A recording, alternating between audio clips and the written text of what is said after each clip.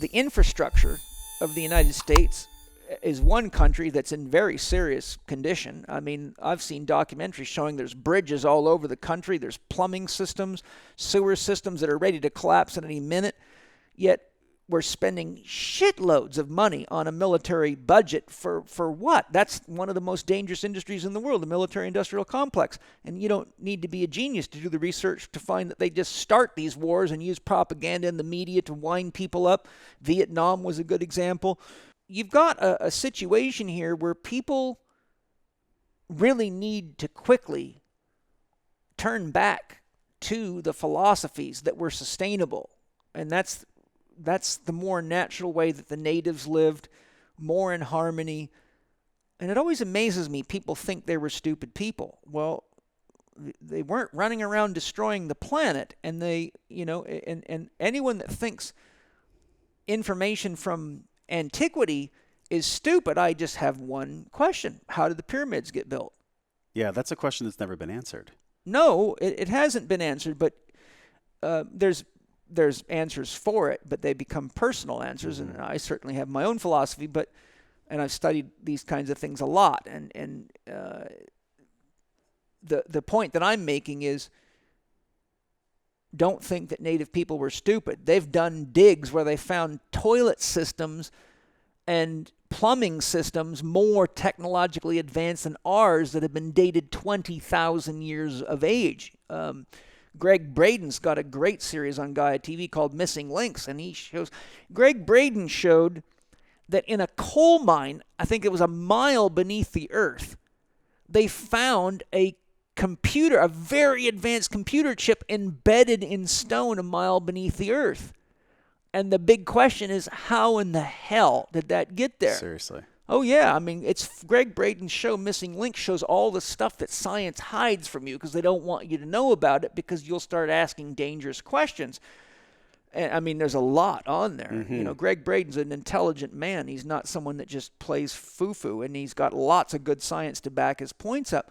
So what I'm saying is that throughout history, native technologies, one, we don't know a lot about their technologies because we can't figure it all out just from digging up bones and broken plates, right?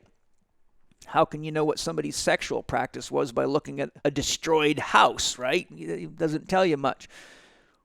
But they did have ways of interacting with nature. They had spiritual practices for a reason.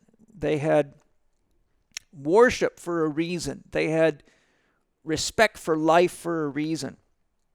And you don't need to be that intelligent to say, where does my food come from and what's going to happen when I don't have anything to eat and I don't have clean water anymore? What are we going to do when you've got cities in the United States where oxygen levels are dropping to dangerously low levels, places like Mexico City, you've got Scottsdale, Arizona. My God, I was there about 10, 12 years ago doing a course. And I went out for a run because that was the best thing I could do that morning. And my eyes were burning like hell. My throat was burning. And I felt like I was running inside of a chimney or something. What was going on? It's just all the air pollution. And I lived here, when I was young, my parents were natives of Los Angeles. They immigrated to Canada in 1972. But I remember Los Angeles just being so smoggy, it not only would burn your eyes, but radiator hoses would rot on cars in about 2 years. And all I'm saying is that when you add up the level of toxicity and you look at what we're doing to the ocean, you look at the changes of the wildlife, you look at fish being born all over now with hermaphroditic qualities and males that can't reproduce because of all the estrogens we're dumping into the oceans. And, people don't realize how powerful hormones are. I've got research right here in my library that shows you can scientifically measure the effect of 1 drop of estrogen in the amount of water equivalent to 900 railway tankers of water. Okay, so imagine how many Olympic swimming pools 900 railway tankers of water could fill. And research can measure an energetic shift in that much water with 1 drop of estrogen. And our bodies are full of those hormones. So when you think about how much xenoestrogens and hormone modulators and the effects of herbicides, rodenticides, fungicides, pengicides, electromagnetic pollution, and the list of all this stuff goes on, you can see that we're just basically turning ourselves into a total chaotic mess. The problem is this is all highly profitable to the people that have developed the catch net so that you stay sick. As some, I think it was Robert Rakowski, who was a lecturer, a genius chiropractor that lectured for Metagenics for many years, teaching doctors medical nutrition. He says very clearly, and he shows a diagram, and he shows what drugs the drug manufacturers have already planned out for you, literally from cradle to grave. So he has a diagram. I've got it in one of my slideshows. He lent it to me. Right from the time you're born all the way to the time you're dead, they've already planned which drugs they want you to go on. Look at all this vaccination crap. I mean, hell, you have people forcing you to vaccinate your kids. When my son Mana was born, they wanted to give this kid 42 vaccinations. Like within the first few months of his life, I had to fight like hell in the hospital to tell him to piss off. No, he's not having these vaccinations. I did the homeopathic route. I hired one of the top doctors in the world on vaccinations to coach me. Her name's Dr. Sherry Tenpenny. If you go to VAXTER, I think it's VAX, might be XXTER, Vaxter.com. And now the government's trying to shut her down and control what she can put on her website. But I mean, these things are low with aluminum, they're low with mercury, and then you're injecting the virus into the person. Well, now you've got the damn thing. And we talk to doctors and therapists and nurses all over the place, and nurses were confiding us in private, quietly, that they get people in the hospitals every day with exactly the diseases they've been vaccinated against, and that the vaccines don't work. I would ask, tell me what's in that. Like they wanted me to give our kid vitamin K. I said, look, vitamin K has never been given to a children until some idiot invented the concept in a laboratory. And I said, is it natural or synthetic? It's synthetic. Well, there you got a problem right there. And I can get into that. But the point is, every time I asked a question about what was in those vaccinations, nobody could tell me. One nurse went and got the box, and I read it, and will poison your liver, may kill you. I'm like, yo, look at this. You want me to give a healthy infant this, and when you add up everything on here, it spells death. This is the conventional wisdom, Paul. The conventional wisdom is something you've kind of always been against. And I think also what hurts when I'm talking about this, or when you're talking about this, is like people are so in the not knowing that it's a big blind spot, and they don't even think that there's anything to be done about it. So you've painted kind of a dismal picture, and it's real. They've been brainwashed. That's the thing. You see, they don't think anything can be done about it, because just like Christians have been taught it's a sin to look into any other religious philosophy. This is called a defense meme in the science of brainwashing.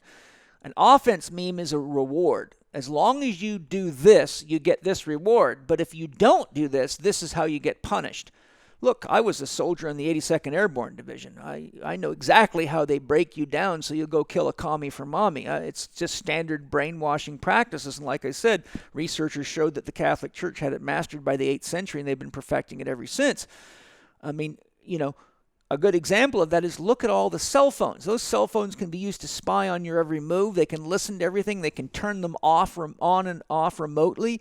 There was a time back many years ago when they stopped advertisers from using subliminal messaging in movie theaters and on televisions. But what they didn't tell you is they've advanced the technology so that they're doing it to you all the time. Consider that light has an almost infinite capacity to carry information. If you study wave technologies, you can put waves inside of waves almost ad infinitum. So they have now used cell phone technology to keep people looking at screens all the time. But what I'm telling you is while you're looking at that screen, they can program you to buy, to impulse buy. They've got you right by the eyeballs. And water has an almost infinite capacity to carry information. Light has an almost infinite capacity to carry information. So when you start looking at the technologies they're directing to and making you dependent upon, it's really more like they're moving chess pieces around, and they set it up so that if you don't have that, you're falling behind. And if you're not on this group, you're falling behind. And then they, it's kind of a double-edged sword. The good news is now we can, if somebody farts in Africa, we can know about it and as fast as an electron can fly from here to there on social media, right? So it's protecting us in some ways, but it's also a technology that's being used to control us. And really the thing to do is,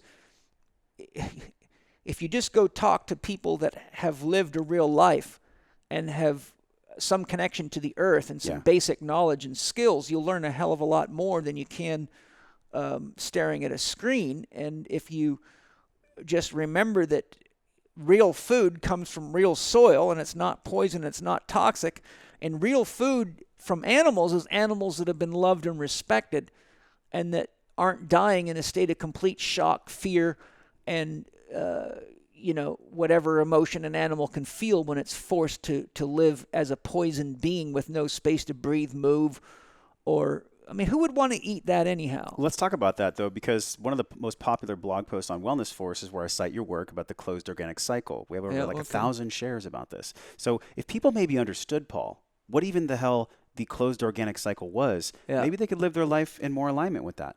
Well, the closed organic cycle basically says that the soil is the basis of what we eat. So the plants can only be as healthy as the soil. That's just scientific fact. If you want to use science, I can show you science to prove that. Animals eat plants if they're not eating each other, but the animals that are eating each other are also eating animals that eat plants. So human beings eat plants and animals. So a human being who goes to a shopping mall or a Safeway or a Albertsons or a supermarket, which is eating plants that were raised on highly toxic dead soils that are, I could go deep into the soil science. Let's just say it's dead food from dead soils that's highly toxic. I think you called it a sick, obese plant. Yes, they're sick. These animals are eating. They're sick, obese plants. So we've got people that are eating sick food and dead food from sick, dead soils that are then eating animals that are fed not only sick, dead food, but this food that's been rejected for human consumption by people like the Food and Drug Administration or the food inspectors, sell it to the farmers to feed to cattle and hogs and chicken and pigs. And so you're eating the reject food because the meat in the animal bioaccumulates the toxins and the fat. On average, research suggests that it takes about 6 pounds of vegetable matter to make 1 pound of animal flesh. So if an animal, like if you're eating a cow or a pig or a chicken or a sheep, they're bioaccumulating a mass of toxic plant food from toxic soils. So when you eat those foods, you're going to bioaccumulate that, and if you cannot detoxify it, then the body shuttles it off into the fat to try to protect the body and the sensitive organs of the body. And so that's one of the reasons we have so much obesity, is people are generating fat to protect themselves because they don't have the nutrition on board to run the detoxification pathways. There's 2 primary pathways in the liver, cytochrome P448 and P450. Both of those are enzymatic pathways that are used to convert fat-soluble chemicals, and all pesticides, herbicides, rodenticides, and fungicides at large are oil-soluble because otherwise the rain would wash them away. And fat-soluble chemicals require a more comprehensive chemistry than water-soluble chemicals to remove from the body. Can you talk about the fat in the animals again? That's fascinating. So all the toxins accumulate there. So when you're eating CAFO meat, you're eating a way higher load of toxins than anything else. Absolutely, yeah. If you're eating the choicest cuts of meat, those are the fattiest cuts. So your prime rib, for example. The more fat, the more toxin. The more fat, the more toxic. And this is one of the problems with the whole paleo movement. People don't realize if you go paleo without going organic, you're on your way to a very interesting and bumpy ride because you're poisoning the hell out of yourself. And the average person, in my estimation, is eating 2 to 5 times more animal flesh than they should be. If people listen to their bodies like I teach them to do and developed a relationship with their bodies and let their bodies guide them, you would see that if people eat, if you eat organic food, there's many good studies, and they show this on animals and human beings, that eating organic food, you need about 1/3 less food because the nutrient density is so much higher, it triggers our satiety centers, and we stop eating because we feel satiated about 1/3 sooner than we normally would. So if you want to cut down food consumption, just eat real food, and then while you're cutting down food consumption, if you're eating real food, you're eating organic food, which means you're not destroying the planet. So the point that I'm making is that when you look at the activity level of the average human being out there, they're sedentary. If you're an athlete, I'm an athlete. I work out hard in the gym. I lift stones. I do things. And when I go deadlifting, for example, I notice that for about 48 hours, I need a lot more flesh. But if I take 2 days off, I can practically go vegetarian with no problem at all by my second day off, and I can get by with just half as much food by the third day after a deadlift workout. And, I've monitored these things, and I teach my athletes to monitor these things in themselves so they don't poison themselves. You can poison yourself even with good meat or anything. You can overdo anything, right? It doesn't matter if it's sugar. It doesn't matter if it's fat. It doesn't matter if it's protein. It doesn't matter if it's drugs. It doesn't matter what it is. Money. You screw yourself up. When you look at many subject areas in many parts of life, you come to an interesting conclusion. The wisest, healthiest people all had one fundamental concept underneath their philosophy, and it was the middle way, balance, not too much, not too little. That really is where we're at. We've got to get back to not too much and not too little. You don't need to over-exercise, but you do need to exercise. You don't need to overeat, but you shouldn't undereat. Too much sex takes the quality out of sex. Not enough, and you're lonely, and you might become a weirdo. I'm also thinking about Goldilocks, right? Not too little, not too much. Just enough porridge, but not too much. But you see, there's truth in that. And where do those stories come from? Those are stories we've been telling our children for a long, long time. But we have lost touch with the meaning of those stories.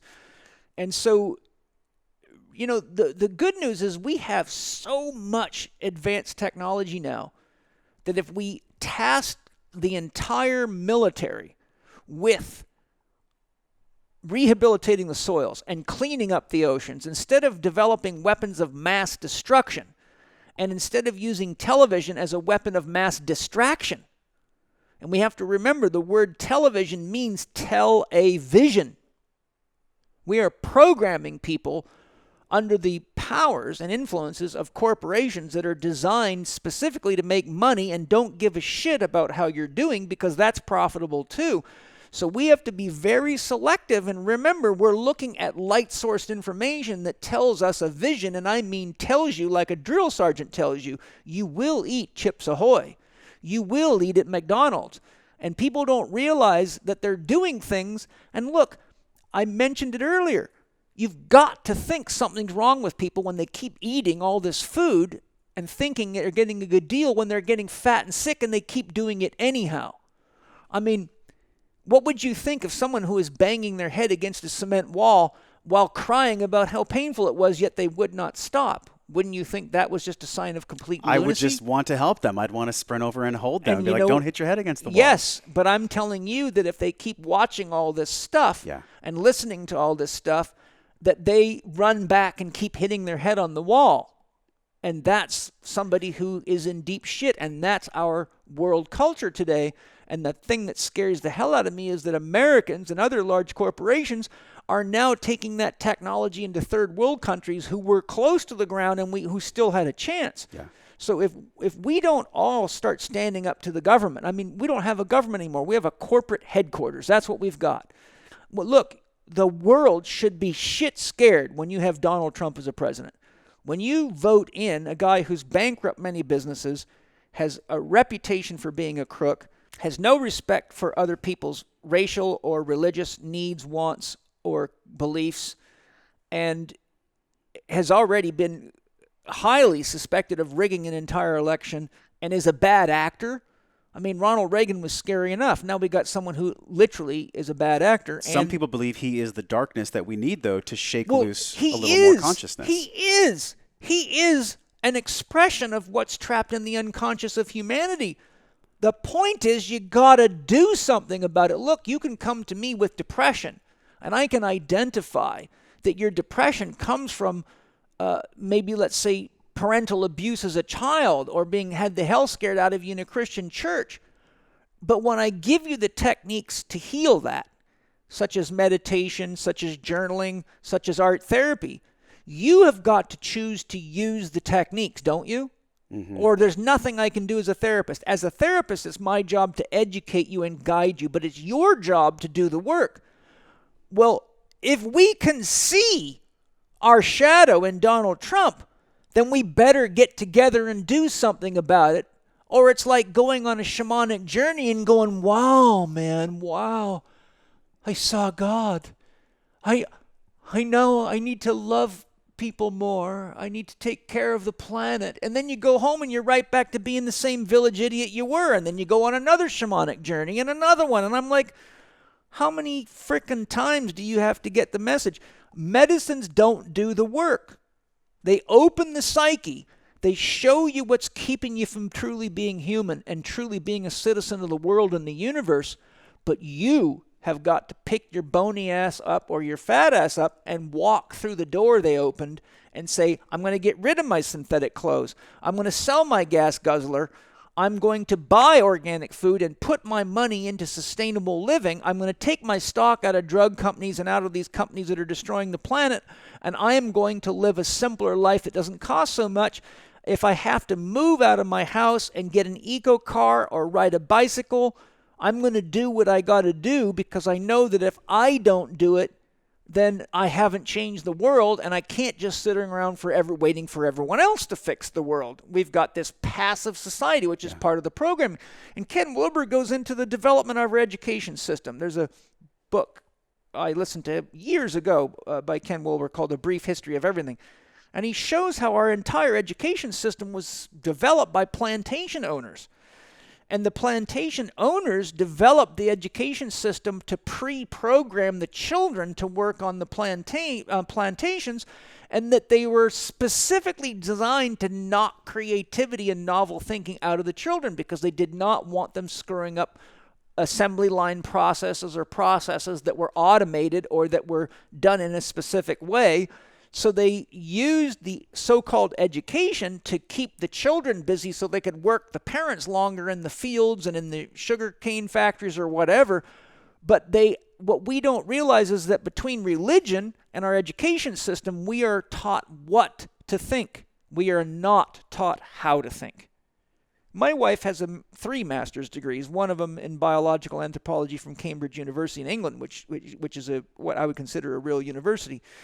But she used to be an adjunct or an assistant professor at Colorado State, and she told me when she came over here from England, she said she was shit shocked at how American students could not think. They didn't know how to write paragraphs. If it wasn't a multiple choice question and answer, they didn't know what to do with themselves.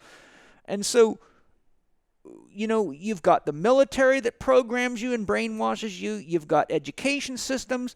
Look at the stuff that, I mean, if you look at the advances in science and the advances, for example, even in things like the theory of gravity, Einstein's E equals mc squared has actually been shown to be wrong. If you look at the many things, study the electric universe theory out there, it's mind-bogglingly good. They've come up with like 20 or 20 plus answers to questions that current materialistic science cannot answer, but nobody wants them to they suppress them in the journals. So you have a scientific establishment which is part of this whole thing that only wants the information out that supports their agenda. The Big Bang. We're still talking, we got still people, scientists believing in the Big Bang. Study Stalking the Wild Pendulum by Itzhak Bentov, who is the man who invented the pacemaker, and he was the first man to scientifically study meditation. He was a genius. He was an advanced meditator. In Stalking the Wild Pendulum, he explains piles of stuff that's way beyond what you ever hear in school. And when I talk about these things to people, they act like I'm crazy. If you study Tesla and many others, like, there is very smart people out there that are not being given airtime, but we have plenty of airtime for morons to pacify us. Look, They made alcohol legal because it increases nationality. It increases the ego. It crystallizes the ego. It makes people want to fight. That's why it's called courage juice. White sugar, Candace Pert said right in the book Molecules of Emotion, and I've seen interviews with her, she said white sugar, processed white sugar, is as addictive as morphine and heroin, and it should have been a classified class 1 drug and kept from the public. It's that dangerous. And the sugar industry makes billions and billions of dollars. And we've got people like Nestle sponsoring the Olympics. When I was in the New Zealand Olympic Center, their new Olympic Center, when I was lecturing in New Zealand a number of years ago, I walked into this new Olympic Center, and on the tables where all the athletes sit was pamphlets. And it says right in the pamphlet, did you know sugar is an important part of a well-balanced diet for any athlete? I'm like, God. Are you fucking kidding me? I've never fucking met an athlete in my life that knew what a balanced diet was. So, Paul, we have some forces stacked against us, to say the least. Well, and I think people might even be feeling from you right now, like, Paul, holy shit, like, is there anything we can even do about it, right? Well, there is. I just said, go fucking buy organic food. Stop buying chemicals that are killing you and the planet. We can't, the whole political system's a joke. It's a prop up. It never has been real. If you want to make a change, stop putting money in the hands of the corporations. These things are huge, monstrous corporations. Look, if everyone stops buying toxic deodorants, they have got to make something else or they got nothing to sell. If we start putting pressure on the government, signing petitions, if we say no fracking, we got to stop destroying the earth. We've got to get back to the use of free energy technologies. You know how much money is made on copper wire alone to run all these telephone wires? Look, Tesla was transferring energy without wires 100 years ago, and they buried him. They buried his patents. They got rid of him because why? All the freaking moguls that were making money off the metals thought, shit, if Tesla's technology gets out there, there's about $1 trillion worth of copper we're not going to sell. I mean, if you start looking into this stuff, it's fucking greed on top of greed. All you got to do is say, okay, what can I do today? If you flush the toilet one less time, look, there's about 7-something billion people on the planet. You know how much water we would save if the people that have a toilet didn't flush it just one time? That's a lot of water. That would water an entire small country in one day.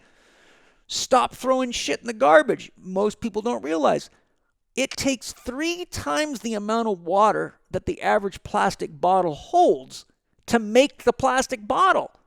So people are running around buying all these bottles of water, but they don't realize you think you're getting better water. It's usually just filtered tap water. And 2, it took 3 times as much water as the bottle holds to make the fucking bottle. And then it ends up in the Pacific Ocean, leaching xenoestrogens into the animals' bodies. And then we're killing the damn planet.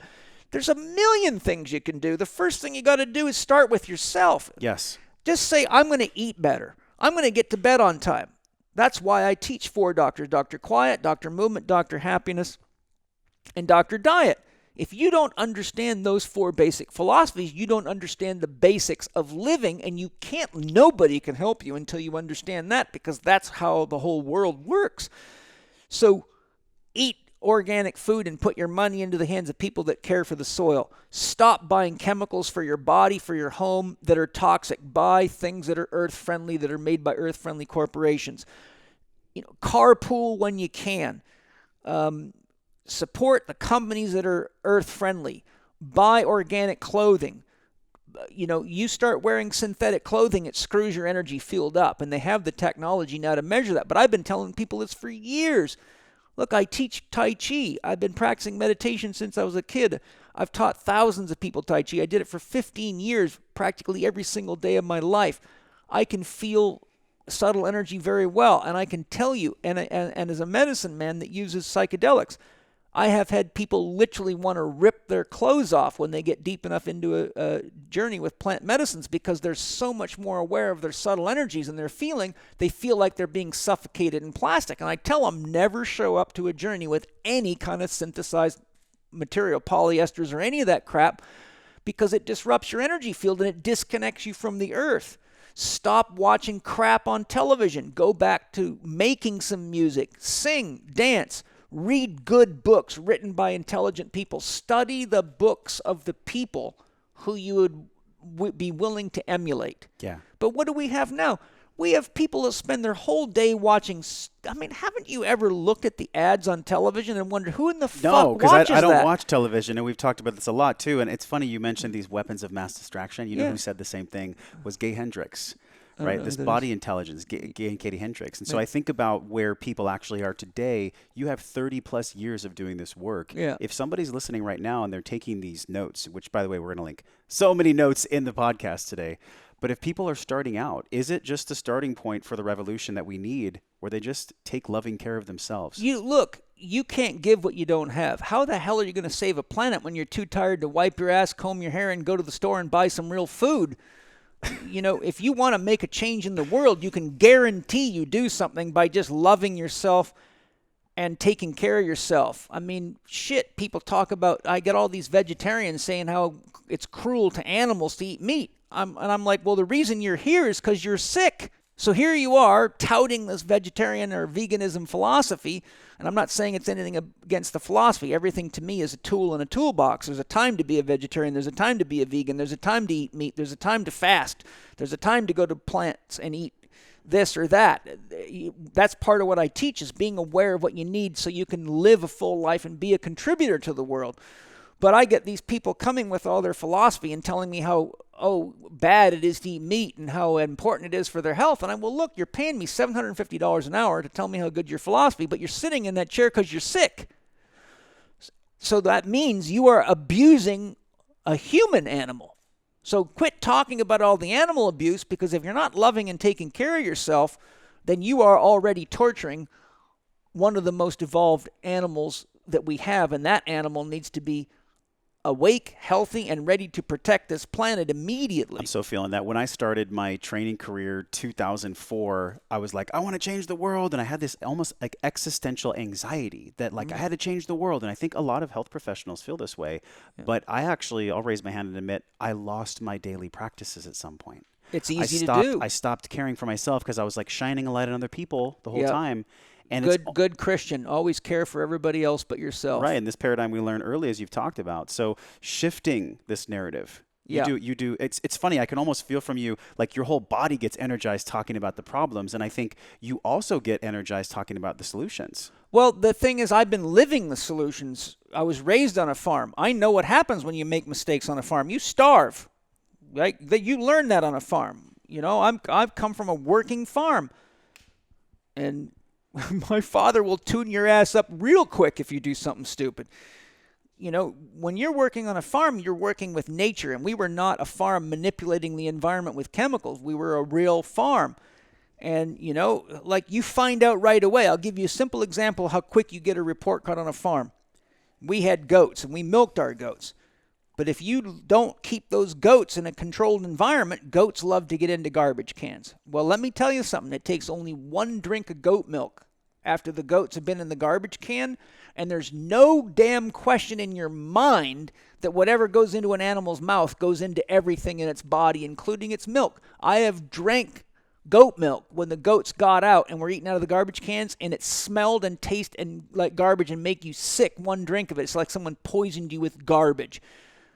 So my point is, when you live on a farm, you learn how nature works, and you learn to worship and respect it, because she's got the power to wipe you out. Yeah. All it takes is 3 weeks of rain to kill off all your hay, or a strong wind to get blow down, or chill to make your animals sick because they're exposed to extreme weather. You learn to respect Mother Nature, and we have gotten to the point where we are very, very disrespectful of everything in nature. We're disrespectful of the soil.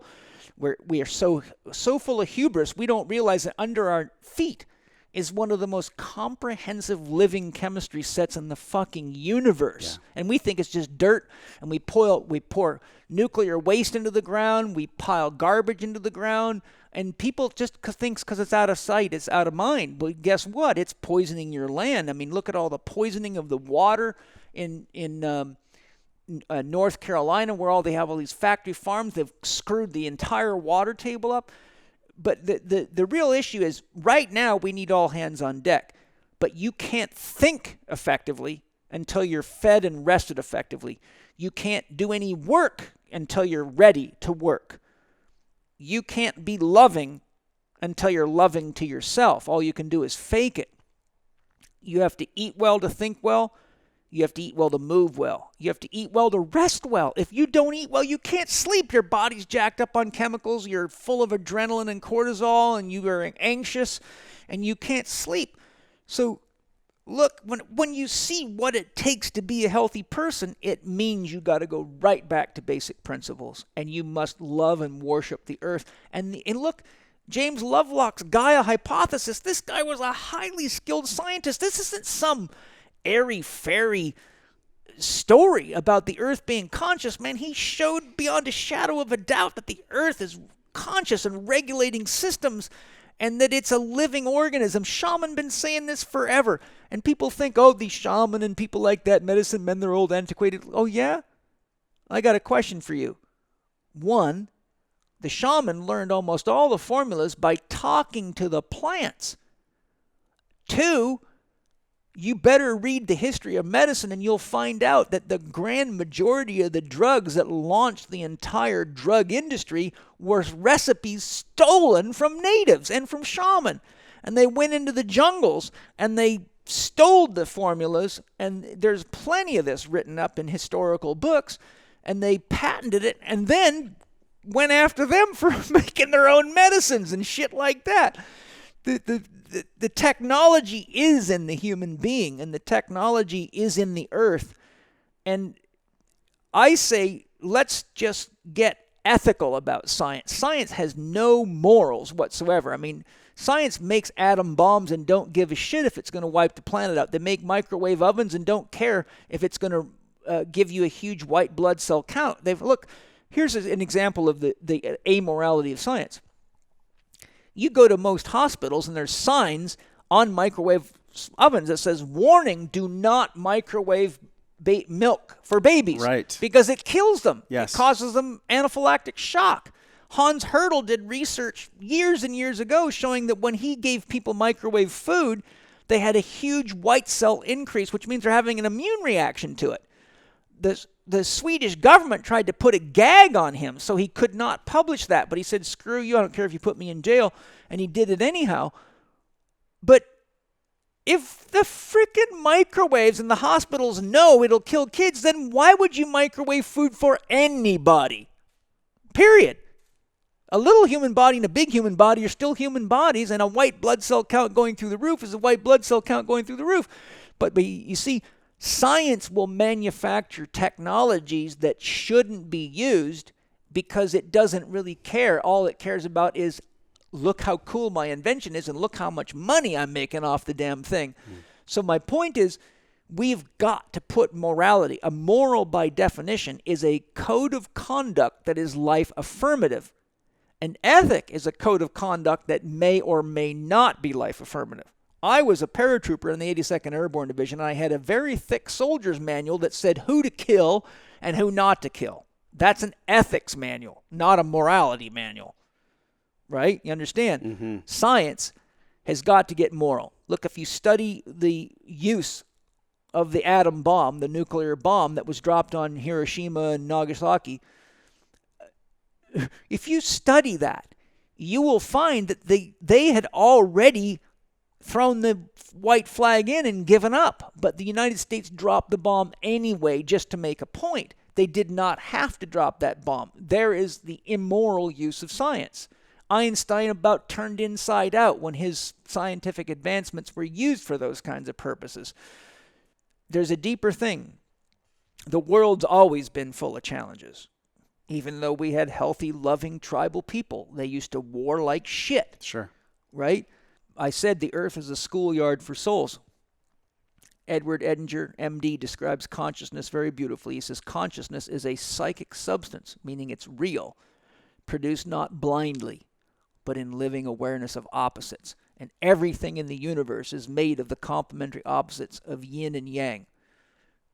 The force that draws in and compresses new stars into life, and yang, the force that ignites them and makes them glow and burn exquisitely hot. So yin is cold and yin is yin. So yin multiplies power, yang divides power.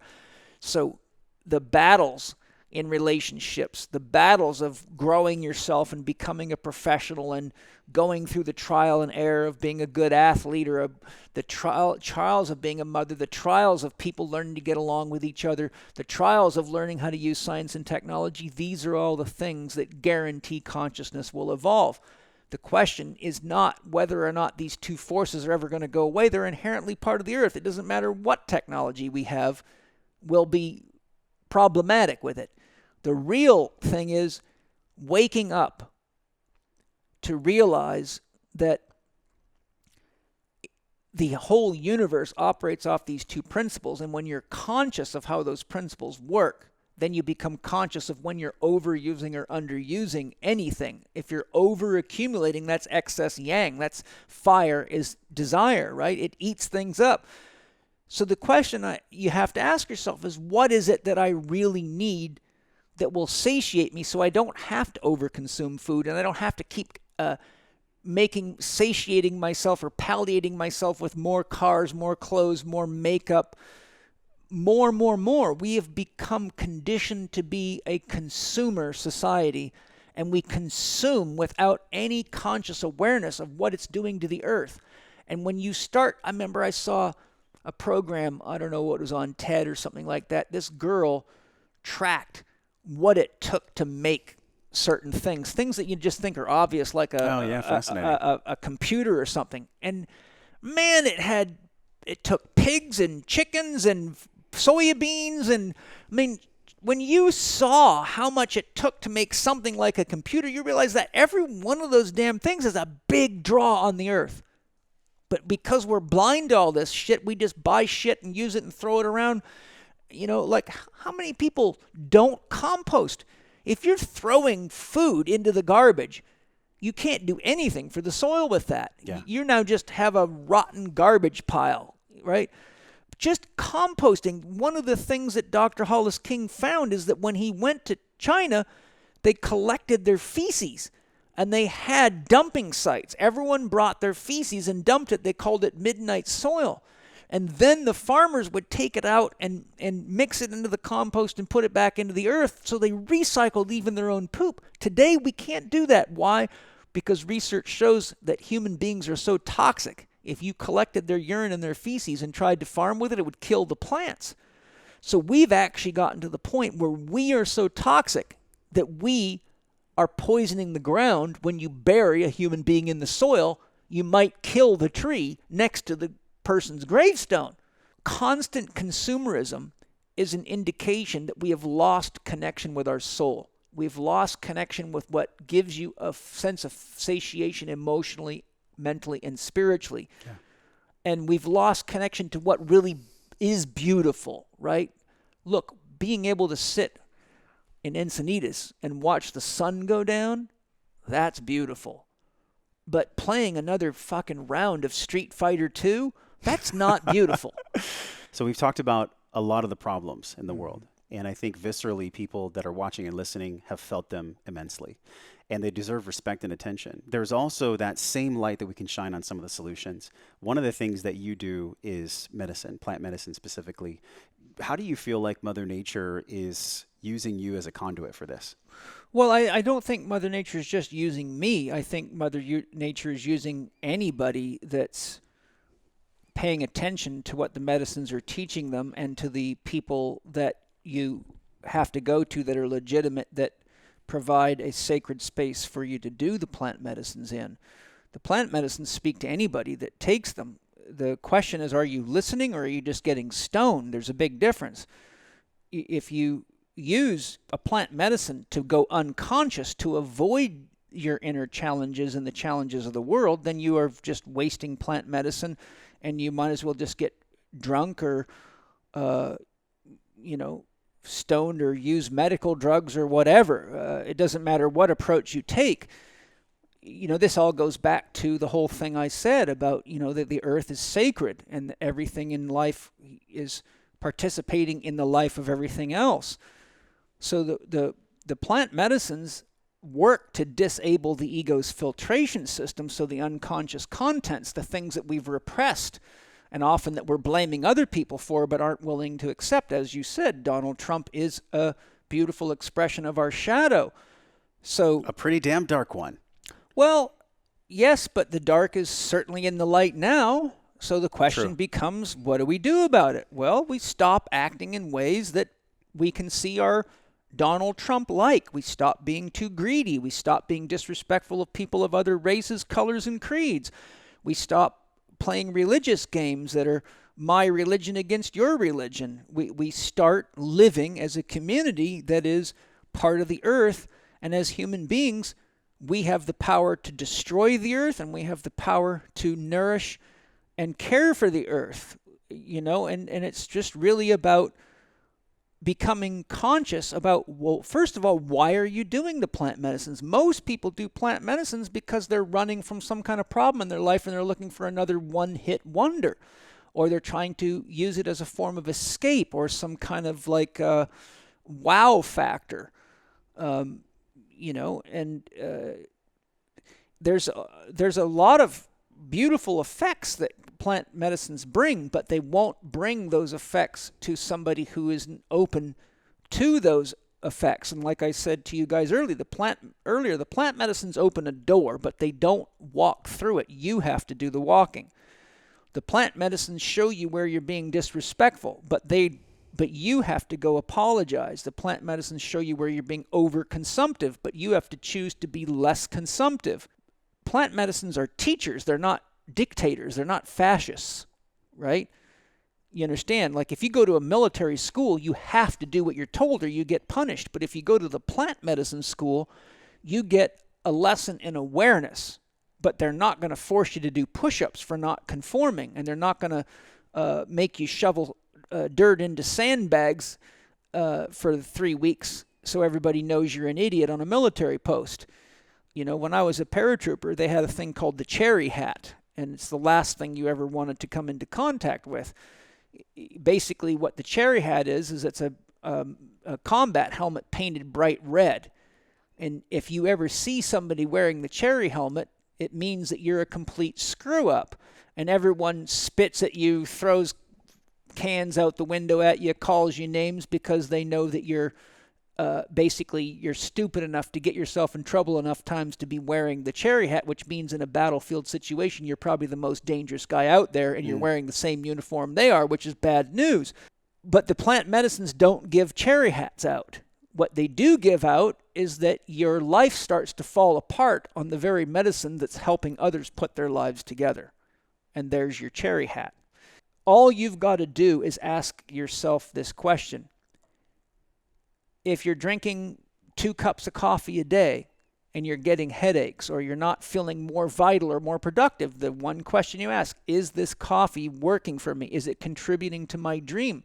Well, if it's giving you headaches and making you feel lousy and you've had to drink more and more and more, obviously it's not working for you. So it means it's time to go to the drawing board and say, what's healthier for me? And why do I need to drink coffee all the time to get whatever done that I'm trying to do? Well, maybe the message is that you really need a lot more sleep and you shouldn't be spending more money than you can functionally earn without destroying yourself. And that's one of the diseases we have. We identify ourselves a lot by the car, the toys, the status symbols, but people don't realize that's built into the marketing. There's tremendous amounts of research. I mean, they're monitoring every website you go to. Mm-hmm. I mean, look at all the information about this stuff. Your phone is really a tool that is heavily used so marketers can do very scientific predatory marketing against you.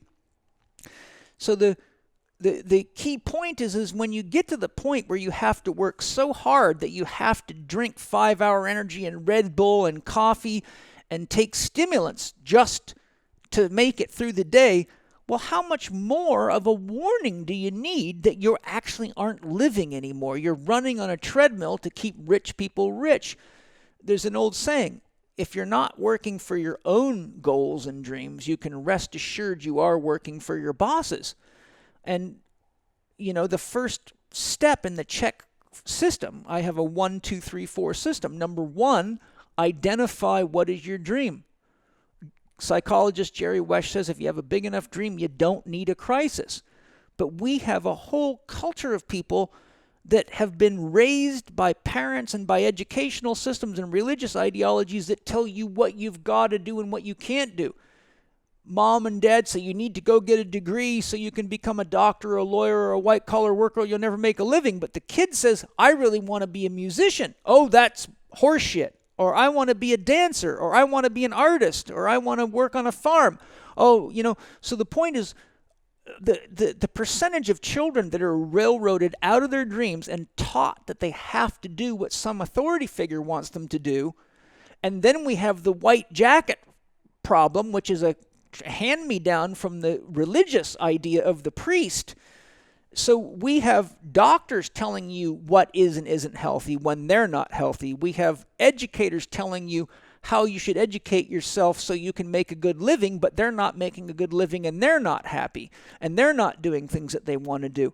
So step number one is identifying what it is that it gets you excited enough to wake up and want to live for each day, and say, if you want to climb Mount Kilimanjaro, or you want to race a triathlon or run a marathon or be a healthy mother or a grandmother that can play with her children, then you simply have to start asking your questions every day. When you're feeling like crap from eating at McDonald's, is this getting me to being able to play with my grandkids? No, well, so far it's making you tired and obese. Is drinking stimulants helping me, or is it actually damaging me? It's damaging you, because if it's healthy, you aren't chained to it. Joseph Campbell says if you want to find out who your God is, ask yourself what you cannot do without for 2 or 3 days. I define an addiction as any repeated behavior that does not produce the results you want. An addiction is any repeated behavior that does not produce the results you want. And the way you know what results you want is because you have a dream. You obviously had a dream to build a successful podcast. So I simply say to you, Josh, if there's anything that you're doing in your life that's making it hard for you to eat, sleep, breathe, shit, and enjoy being the man that can deliver the message that the world needs right now, then you're energizing a nightmare, not a dream, because it disables you. If I don't practice what I teach my students, then I wouldn't have any students, because they would know I was a village idiot, right? Mm-hmm. So every one of us has to step into our adult shoes. And my definition of an adult is one who says what they mean and means what they say. Anything else is secondary. If you say, I want to climb Mount Kilimanjaro, then live that way. Begin living as a mountain climber today. Eat like one, breathe like one, exercise like one, sleep like one, cook like one, think like one, read the great mountain climbers, watch the great documentaries. There's examples for us all around us. There is no shortage of wise people to help us.